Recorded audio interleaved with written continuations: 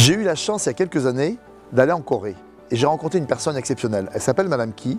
Elle est classée Trésor national vivant pour son savoir-faire autour de la pâte et sauce de soja fermentée. Et là, petit challenge, on va réaliser une sauce traditionnelle coréenne. Première action, on va faire tremper les graines de soja.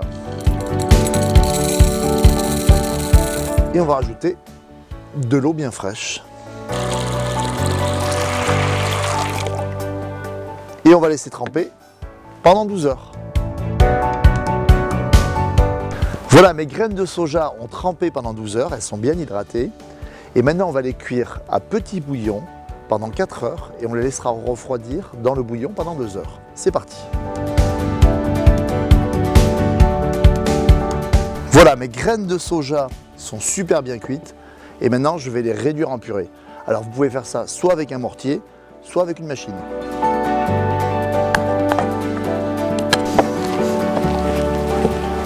Voilà, j'ai écrasé mes graines de soja cuites et maintenant je vais confectionner des petits cubes. Alors je fais des petits cubes pour accélérer un petit peu la fermentation. Mais bien évidemment de manière traditionnelle, on peut les faire plus gros. Et on va les poser sur un petit panier en osier parce que là ils vont sécher pendant 3-4 jours.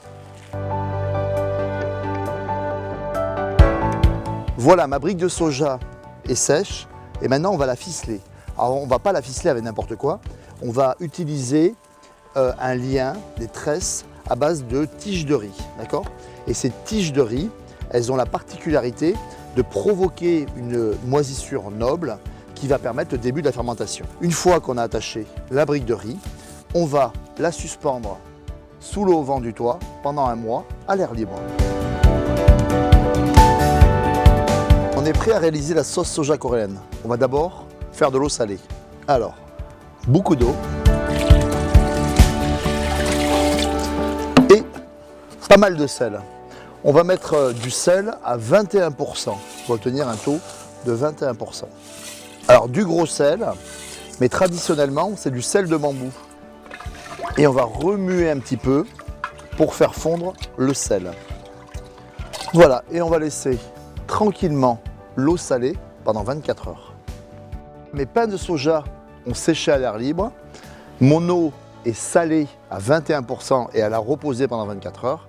Et maintenant, on va réaliser la sauce soja coréenne.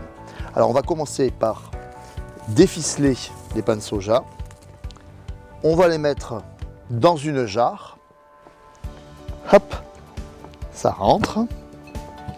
Et on va ajouter 3 à 4 litres d'eau. Alors 3 litres d'eau, c'est pour une sauce soja très concentrée.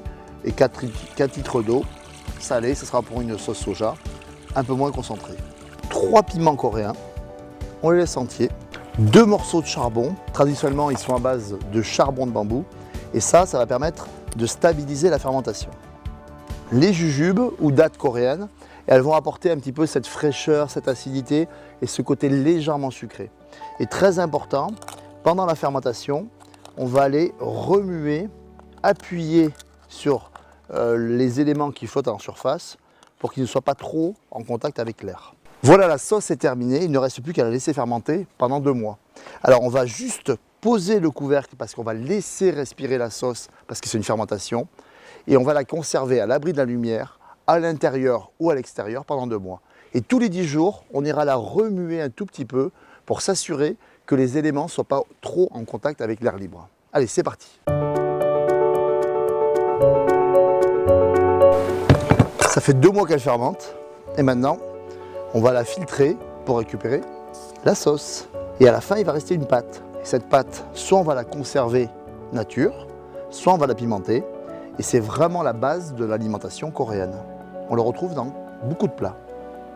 On récupère la pâte de soja fermentée, on la met dans un mortier et on va la piler finement. On peut faire ça bien évidemment avec un mixeur. On la pile finement et on va obtenir cette fameuse pâte de soja qu'on pourra pimenter parce qu'en Corée, on adore le piment. Et puis cette sauce soja, c'est pas terminé, son histoire n'est pas terminée.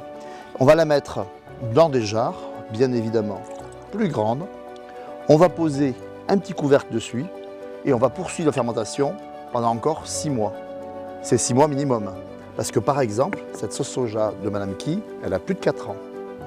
Alors maintenant, un peu de patience.